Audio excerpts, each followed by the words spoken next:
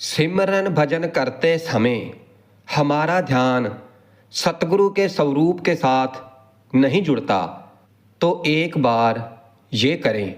साथ संगत जी, इस बात का तो अब हमें पता चल ही गया कि हमें ये शरीर, हमें ये मनुष्य का जामा किस लिए मिला है। क्योंकि बार बार सत्संग में समझाया जाता है कि हमें ये शरीर किस लिए मिला है, हमें ये मनुष्य का जन्म किस लिए मिला है।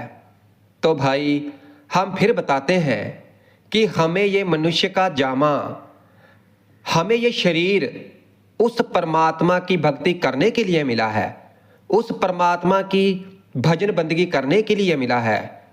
इतना कुछ जानते हुए भी हम देख लो कि अनजान बनकर बैठे हुए हैं। हमारा और कामों की तरफ तो ध्यान जाता है और हम वो बड़ी फुर्ती से करते हैं।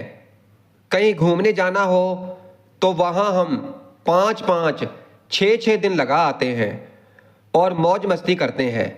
मगर देख लो कि कभी हमारा ध्यान भूल कर भी उस परमात्मा की भक्ति की तरफ नहीं जाता है। हम कभी ये बैठकर विचार ही नहीं करते, कभी हमारे मन में ये ख्याल ही नहीं आता है जैसे और कामों के लिए आता है कि वो काम पड़ा है, फलाना काम पड़ा है करने वाला। मगर उस परमात्मा की भक्ति की तरफ तो हमारा कभी भूल कर भी ध्यान नहीं जाता है। और हमारा यही काम जरूरी है। हम यहाँ इस मृत्यु लोक में आए किस लिए हैं? हम इस मृत्यु लोक में मौज मस्ती करने नहीं आए हैं। हमें उस परमात्मा ने यहाँ भेजा है कि हम उस परमात्मा की भजन बंदगी करके, उसकी भक्ति करके इस बार बार के जन्म मरण के दुखों से मुक्ति हासिल कर लें। इसलिए हमारा यहाँ इस मृत्यु लोक में जन्म हुआ है और हम देख लो कुछ और ही करी जा रहे हैं। और भाई हमें तो परमात्मा ने भक्ति करने का बहुत ही सरल तरीका बताया है, साधन दिया है। हमारे पास पूर्ण संत सतगुरु को भेज दिया है जो हमारे अंदर ज्ञान की ज्योति जगाते हैं। हम भटके हुओं को सही मार्ग पर लाते हैं। हमें बार बार समझाने के लिए सत्संग फरमाते हैं। इसलिए फरमाते हैं कि कोई तो बात हमारे अंदर बैठ जाए, किसी बात का तो हमारे ऊपर असर हो जाए। इसीलिए बार बार सतगुरु जी सत्संग फरमाते हैं। तो भाई ये शरीर हमें मौज मस्ती करने के लिए नहीं मिला है, हमें उस परमात्मा की भक्ति करने के लिए मिला है। और भक्ति किसकी करनी है? हमें जो सतगुरु ने नाम दिया है तो उस नाम की भक्ति करनी है, उस नाम को जपना है।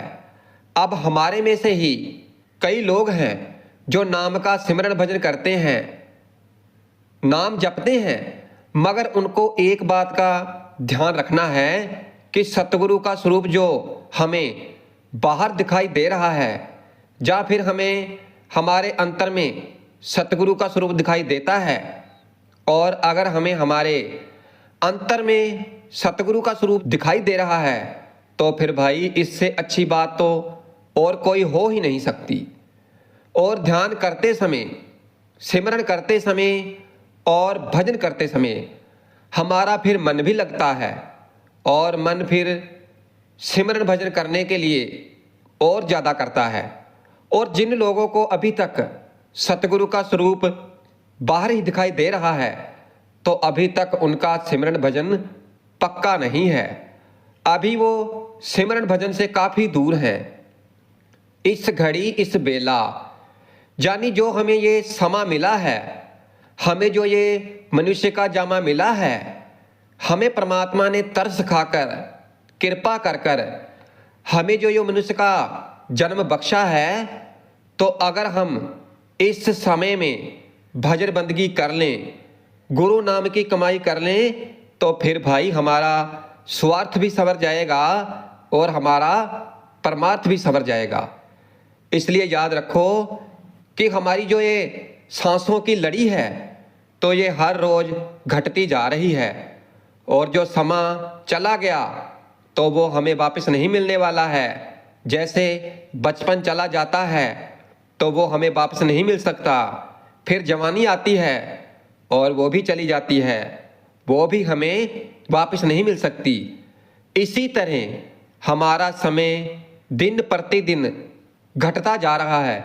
इसीलिए हम बार बार यही कहते हैं कि भाई सतगुरु जी ने हमें क्या समझाया है, उनकी तरफ ध्यान दो।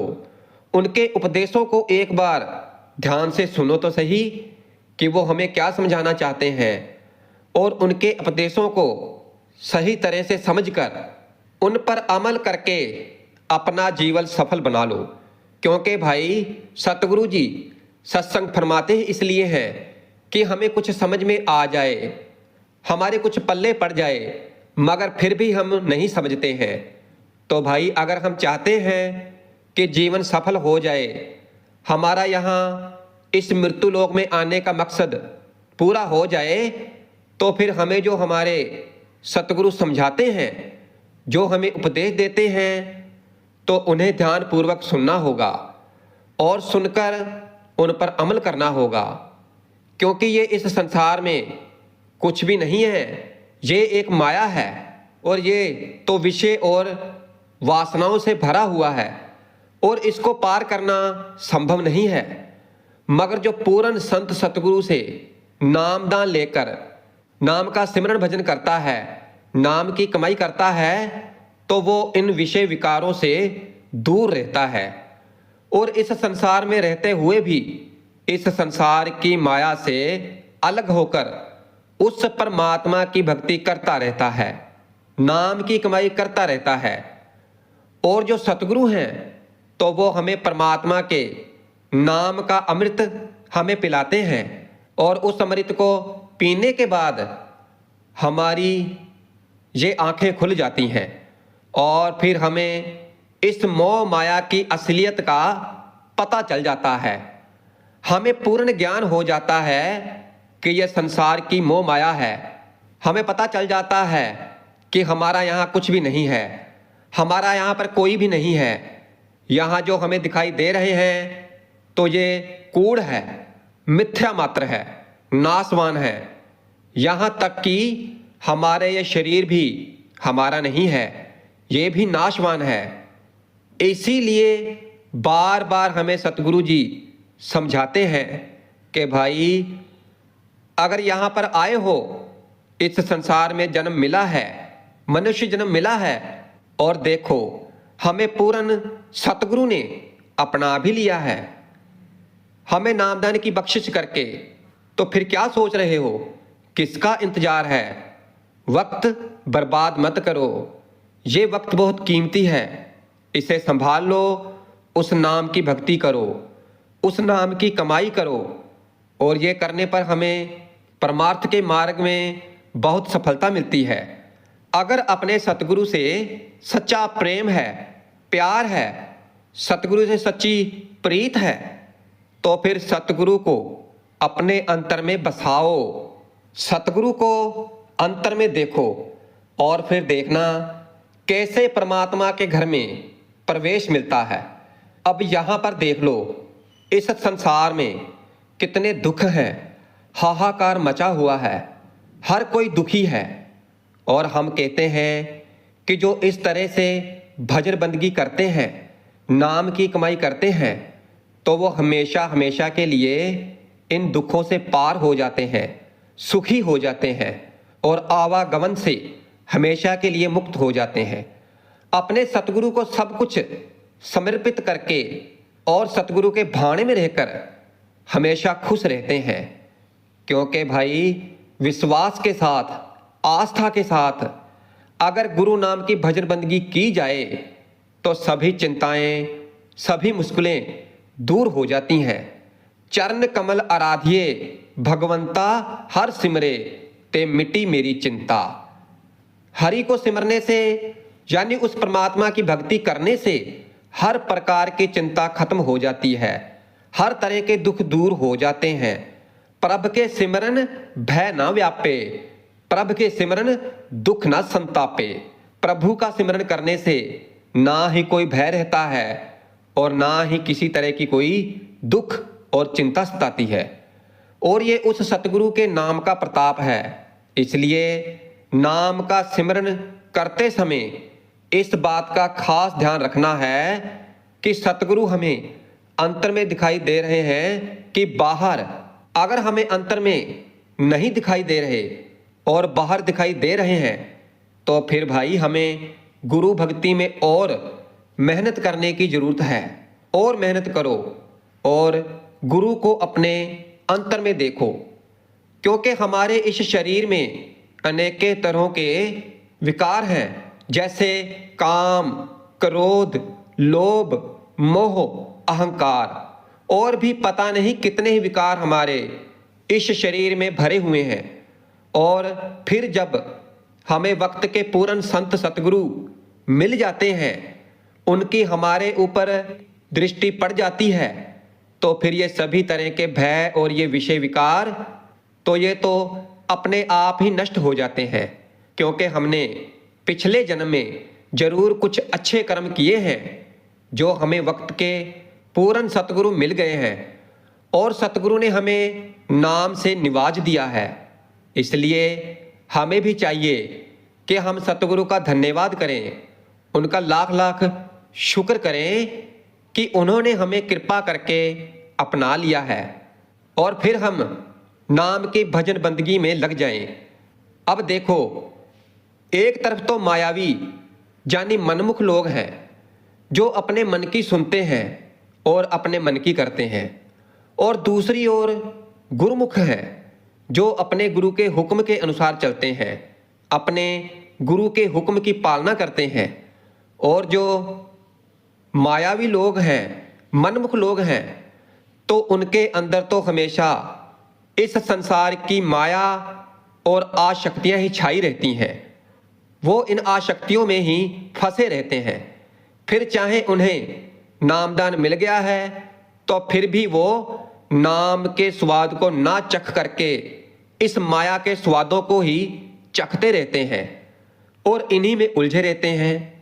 और फिर माया में उलझे रहने के कारण, माया का रस चखने के कारण वो नाम का रस नहीं चख पाते हैं, नाम के सिमरन भजन को सही तरह से नहीं समझ पाते हैं और फिर हमेशा दुखी रहते हैं। और फिर आखिर में जमदूतों के द्वारा भी बहुत दंड पाते हैं और दुख भोगते हैं और फिर इस 84 का हिस्सा बनकर रह जाते हैं। फिर बार बार जन्म लेते हैं, बार बार मरते हैं। मगर जो सतगुरु के प्यारे हैं, जो गुरुमुख हैं, तो भाई वो तो गुरु की मौज में रहते हैं और गुरु नाम को जपते रहते हैं और अपनी लिव को हमेशा सतगुरु के स्वरूप के साथ जोड़कर रखते हैं। और फिर ये संसार की माया तो उन्हें छू भी नहीं पाती है। वो तो नाम का सिमरन भजन करते हुए, नाम की कमाई करते हुए ही इस संसार में अपना जीवन निर्वाह करते हैं और हमेशा सुखी रहते हैं। और ऐसे भक्तों को, ऐसे सतगुरु के प्यारों को तो कहते हैं अंत वेले में फिर जम नहीं लेने आते, उन्हें तो सतगुरु लेने आते हैं और उस समय भी उन पर सतगुरु की अपार कृपा बरसती रहती है। देखो कितनी बड़ी बात है कि फिर उस समय जमदूतों के द्वारा उनकी खुआरी नहीं होती है, उन्हें तो सतगुरु बड़े आदर भाव से लेने आते हैं। ये होता है नाम के सिमरन भजन करने का प्रताप, नाम की कमाई करने का प्रताप। सिमरत कटे सब रोग, चरण ध्यान सर्व सुख भोग। जो अपने सतगुरु के चरणों का ध्यान करता है, जो सतगुरु के नाम का सिमरन भजन करता है और जो हमेशा सतगुरु के स्वरूप को ध्याता है, जो नाम को 24 घंटे जपता रहता है, तो फिर उसे किसी भी तरह का दुख नहीं सताता है, किसी भी तरह का दुख नहीं। वो तो यहाँ पर हर तरह का सुख भोगता है और फिर अंत में जाकर अपने सतगुरु में ही समाहित हो जाता है, नाम में, शब्द में समाहित हो जाता है। हर दिन हर सिमरन मेरे भाई, हर दिन हर सिमरन मेरे भाई, कोट जन्म की मल लह जाई। कहते हैं कि बड़ी निम्रता के साथ हर दिन और हर पल, हर समय मेरे भाई नाम का सिमरन करो, नाम को जपो। और इस नाम के सिमरन से, जपने से कोट जन्म की जो मैल हमारे अंतर में चढ़ी हुई है, तो वो मैल नाम का सिमरन भजन करने से धीरे धीरे अपने आप ही साफ हो जाती है और फिर आत्मा पवित्र हो जाती है और निर्मल हो जाती है और फिर नाम का सिमरन भजन करने लग जाती है और फिर अंतर में सतगुरु का स्वरूप बस जाता है। और ये स्वरूप सतगुरु का बहुत ही मनमोहक और प्यारा है। इसलिए जो नाम का सिमरन भजन करते हैं, नाम की कमाई करते हैं, तो उन्हें सतगुरु का वो सूक्ष्म स्वरूप जरूर दिखाई देता है जो परमात्मा का स्वरूप है। और कहते हैं कि उस स्वरूप को कोई भाग्यशाली ही देख पाता है और उसको देखने की वो परमात्मा ही दिव्य दृष्टि देता है, तभी वो देख पाता है। केवल अंतर में, सिर्फ अंतर में बैठकर नाम का सिमरन भजन करना है, नाम को जपना है। अब हम अंतर में नाम का सिमरन भजन जरूर करते हैं, मगर हमारा ध्यान बाहर मुखी रहता है और इसी कारण हमें सतगुरु का स्वरूप केवल बाहरी तौर पर ही दिखाई देता है। इसीलिए हमने कहा है ना कि जब नाम का सिमरन भजन करने बैठो तो फिर उस समय अपने आप से ये विचार करो, अपने आप को देखो कि हमें सतगुरु हमारे अंतर में दिखाई दे रहे हैं या बाहर। अगर बाहर दिखाई दे रहे हैं तो समझ जाएं कि अभी हमारी प्रेम भक्ति में कमी है। इसलिए सबसे पहले तो अपने अंतर में प्रेम पैदा करो। गुरु भक्ति के लिए अपने अंतर में प्रेम पैदा करो, प्रेम बढ़ाओ, फिर कहीं जाकर ऐसा होगा। क्योंकि नामदान मिल जाने के बाद भी अगर हमने अपने आप को पूरी तरह से नाम के साथ नहीं जोड़ा, तो फिर भाई अभी हम नाम भक्ति में हजारों कोस दूर हैं। इसलिए नाम की भक्ति करने से पहले अपने सतगुरु से फरियाद करो, विनती करो कि हे सतगुरु महाराज, हम पर कृपा करो, दया करो, हम आपकी शरण में आए हैं, हमें अपनी भजन बंदगी बख्श दो सतगुरु, बख्श दो, अपनी भक्ति बख्श दो।